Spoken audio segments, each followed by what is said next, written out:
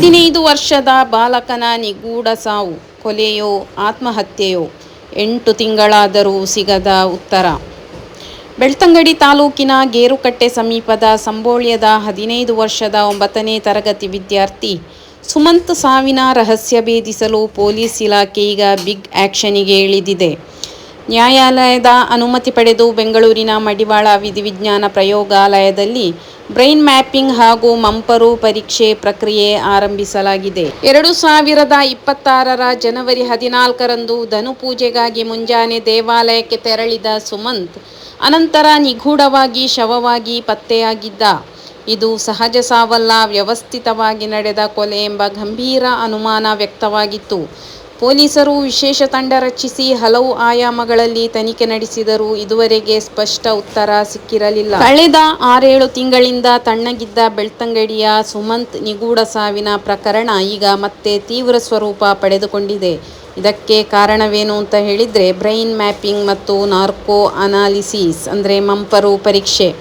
ಬೆಂಗಳೂರಿನ FSL ಮಡಿವಾಳ ಪ್ರಯೋಗಾಲಯದಲ್ಲಿ ಈಗ ತನಿಖೆ ತ್ವರಿತಗತಿಯಲ್ಲಿ ಸಾಗುತ್ತಿದೆ.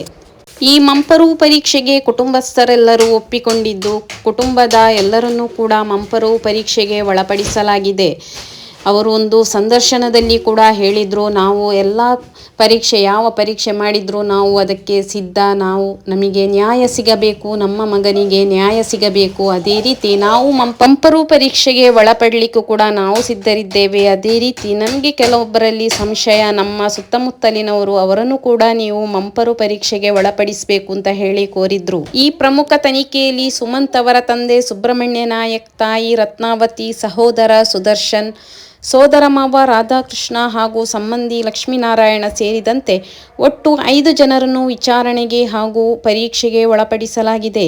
ಇಲ್ಲಿ ಪ್ರಮುಖ ವಿಷಯವೆಂದರೆ ಸ್ವತಃ ಕುಟುಂಬಸ್ಥರೇ ಈ ಮಂಪರು ಪರೀಕ್ಷೆಗೆ ಒಪ್ಪಿಗೆ ಸೂಚಿಸಿದ್ದಾರೆ. ನಮ್ಮ ಮೇಲಿದ್ದ ಅನುಮಾನದ ಕಪ್ಪು ಚುಕ್ಕೆ ಅಳಿಯಬೇಕು, ನಮಗೆ ನ್ಯಾಯ ಸಿಗಬೇಕು, ಅದಕ್ಕಾಗಿ ನಾವು ಯಾವುದೇ ತನಿಖೆಗೂ ಸಿದ್ಧ ಎಂದು ಅವರು ಸ್ಪಷ್ಟವಾಗಿ ಹೇಳಿದ್ದಾರೆ. ಜನವರಿ 14, 2026ರಂದು ಧನುಪೂಜೆಗೆ ಹೊರಟಿದ್ದ 9ನೇ ತರಗತಿಯ ಪ್ರತಿಭಾವಂತ ವಿದ್ಯಾರ್ಥಿ ಸುಮಂತ್ ದಿಢೀರನೆ ಕಣ್ಮರೆಯಾಗಿದ್ದ. ಗುಜರಾತಿಗೆ ಆಯ್ಕೆಯಾಗಿ ಭವಿಷ್ಯದ ವಿಜ್ಞಾನಿಯಾಗುವ ಕನಸು ಹೊಂದಿದ್ದ ಈ ಬಾಲಕ ಶವವಾಗಿ ಪತ್ತೆಯಾದಾಗ ಆರಂಭದಲ್ಲಿ ಇದೊಂದು ಸಹಜ ಸಾವು ಎನ್ನಲಾಗಿತ್ತು. ಆದರೆ ತಲೆಯ ಭಾಗದಲ್ಲಿದ್ದ ಗಾಯದ ಗುರುತುಗಳು ಮತ್ತು ಸಾಕ್ಷ್ಯಾಧಾರಗಳು ಇದೊಂದು ಕೊಲೆ ಎಂದು ಸ್ಪಷ್ಟಪಡಿಸಿದವು. ಅಂದು ಬೆಳಿಗ್ಗೆ 5 ಗಂಟೆಗೆ ಮನೆಯಿಂದ ಸೈಕಲ್ನಲ್ಲಿ ಹೊರಟಿದ್ದ ಸುಮಂತ್ ಮಾರ್ಗ ಮಧ್ಯದಲ್ಲಿ ಕಣ್ಮರೆಯಾಗಿದ್ದ. ಸ್ಥಳದಲ್ಲಿ ಯಾವುದೇ ತನಿಖೆಗೆ ಸಿಗದ CCTV ದೃಶ್ಯಾವಳಿ, ಅಸ್ಪಷ್ಟವಾಗಿ ಕಾಣುವ ಅಪರಿಚಿತ ವಾಹನಗಳ ಸುಳಿವು ತನಿಖಾಧಿಕಾರಿಗಳಿಗೆ ದೊಡ್ಡ ಸವಾಲಾಗಿ ಪರಿಣಮಿಸಿದೆ. ಇನ್ನು ಮಂಪರು ಪರೀಕ್ಷೆಯಲ್ಲಿ ನೀಡುವ ಔಷಧಿಯಿಂದ ವ್ಯಕ್ತಿಯು ಅರೆ ನಿದ್ರಾವಸ್ಥೆಗೆ ತಲುಪಿ ಪ್ರಶ್ನೆಗಳಿಗೆ ಉತ್ತರಿಸುತ್ತಾನೆ.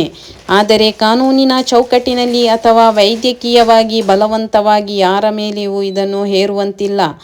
ಈ ವೈಜ್ಞಾನಿಕ ಪರೀಕ್ಷೆಗಳಿಂದ 100% ಸತ್ಯವೇ ಹೊರಬರುತ್ತದೆ ಎಂದು ಹೇಳಲು ಸಾಧ್ಯವಿಲ್ಲದಿದ್ದರೂ ಪ್ರಕರಣಕ್ಕೆ ಇದೊಂದು ಕೊನೆಯ ಭರವಸೆಯಾಗಿ ಉಳಿದಿದೆ. ಇಂದಿಗೂ ಅಪರಾಧಿ ಮುಕ್ತವಾಗಿ ಓಡಾಡುತ್ತಿದ್ದಾನೆ.